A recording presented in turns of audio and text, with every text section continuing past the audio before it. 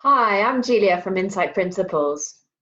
This video is about separate realities. Let me give you an example of what I mean by that.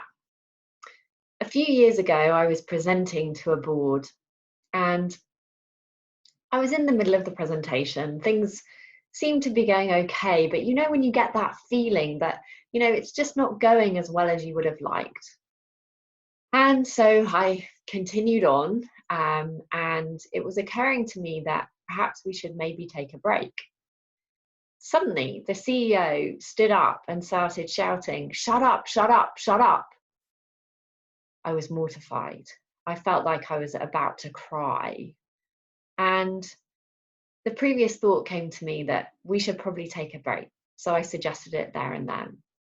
We walked outside. One person came up to me and he said, "I was really enjoying your presentation. That guy is such an idiot. I don't know why he does stuff like that." The next person came up and said, "I was really enjoying your presentation. I really liked the part where you talked about the steps that we needed to take." The CEO, he just doesn't know where he is sometimes.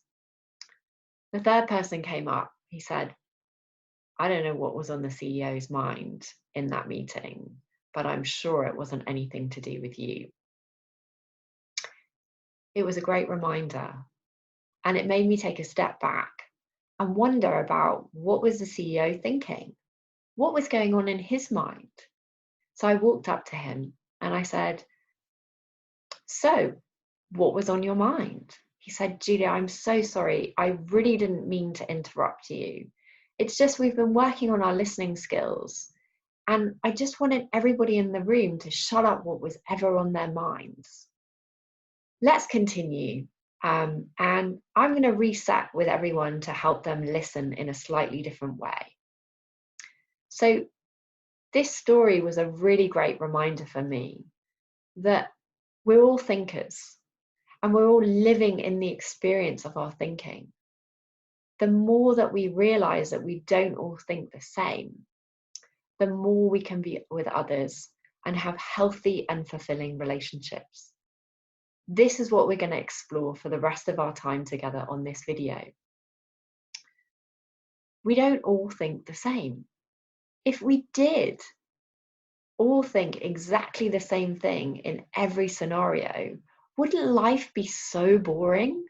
We'd have the same experience of absolutely everything. There'd be nothing to talk about. The reality is that we have a lot of overlapping experiences and sometimes completely different experiences. And it's really hard to remember and it's easy to forget. But the implication of this is absolutely profound. Let me give you an example of what I mean by this. Have you ever been to a movie with a friend and you're both watching the movie and you come out and you say to them, "Wow, wasn't that the best movie you've ever seen?" And they look at you like you're from Mars, wondering if you've been in a completely different movie theatre. Wow. This is what's happening all of the time. We're all crafting our experience from the inside out. We are thinkers, and so is everyone else. We think that we're having an experience of an objective truth, but when in reality, our experience is happening here. And the more that we see that, the more that we can realize that we're a thinker. You're having thoughts about me right now. And when those thoughts change, you'll be thinking about something else. But the reality is that no one person is going to have the exact same experience of this video. It's going to be unique to you. It's your unique reality that's being crafted from the inside out. A few months ago, we were running a program with a number of people, and we were discussing this exact point. we'd done an exercise, and at the end of it, this guy stood up and he realized that his objective truth was not the same as everyone else's. It was profound, this realization. And he said, no wonder I've been struggling with life so much. I've never been able to see that anyone sees anything different from what I see. I just thought that that's how life works. When we realize that this isn't true, and we realize that we have our own unique reality and so does everyone else, we can get curious about it. We can get curious about the picture that they're seeing in their minds, rather than focusing on the picture that we have in our minds. We ask questions and we ask, what are you seeing that I don't see? The brilliant thing is that there is a logic to how the mind works. And we all work in the exact same way, inside out, from moment to moment. Our experience is being crafted from the 3 principles, moment to moment. But of course, we get caught up. And we forget this. I did just the other day. After a conversation with my husband, he had told me that he was going to have a big meal that evening. And so when lunchtime came, I made some food for myself and my son, and I took it outside. And my husband looked forlorn. He said, "Where's my lunch?" I said, "Oh, I'm really sorry. I thought that you had said you were going to have a big meal this evening. And so we had then talked about how you didn't want any lunch."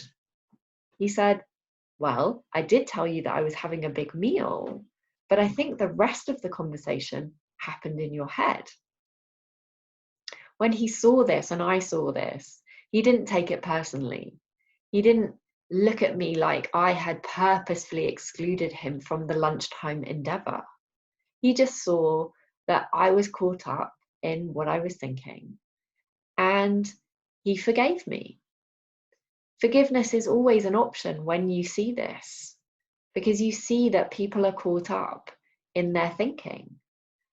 I'm sure you've had conversations with many people after a disagreement, when later you've reflected on it and you've realized that it was your thoughts that were getting in the way of what was going on.